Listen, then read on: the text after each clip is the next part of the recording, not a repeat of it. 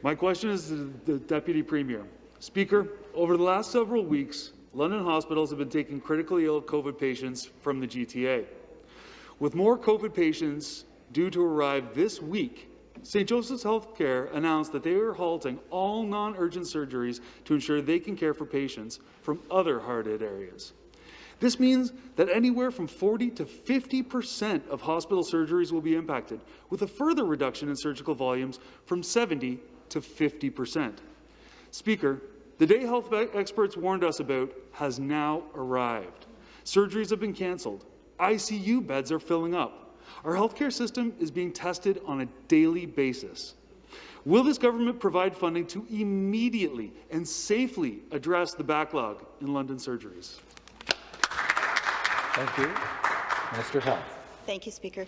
And thank you to the member for the question. It is a very important issue, the fact that we have had to halt non-emergent surgeries and procedures in our hospitals in order to be able to accept the COVID patients who are coming in. Our government has invested over $500 million in order to deal with this backlog, and it's really important to also remember that we've also dealt with 430,000 scheduled surgeries that have taken place since the beginning of this pandemic. Unfortunately, we have to stop now, but we recognize that this is a very significant issue that we need to deal with. We cannot do it right now because we need those places where the ramp down of the scheduled surgeries is expected to create 700 to 1,000 spaces, and we will have the staff there in order to deal with the COVID patients instead of the post-surgical patients. However, this is something that we will get back to as quickly as possible, because we know if someone is waiting for a cardiac or cancer surgery, that is very important as well, and we will get to it as. Thank you. Supplementary question. Back to the Deputy Premier.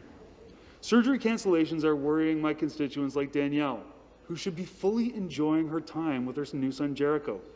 But because of the third wave that the Premier walked us into, eyes wide open, she's now more worried than ever. Her son was born with a congenital heart defect, but now his care is in jeopardy due to surgery delays and cancellations from this government.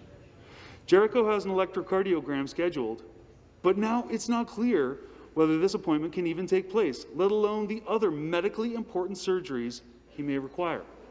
Speaker, the minister needs to promise that people like Jericho will receive the care he needs and that his surgery will not be cancelled or delayed. Question. Will you provide an answer today so that mothers like Danielle can have some peace of mind during this difficult time? Minister of Health. Thank you very much. Well, thank you. This is a really important issue. I'm not sure of Jericho's age, but we are not cancelling or delaying any pediatric surgeries. They are continuing despite the pandemic, despite the fact that they are still receiving some adult patients, but no pediatric surgeries are being cancelled. That is, all surgeries are important, but especially I know for parents that have children that need surgeries right away, they will absolutely continue.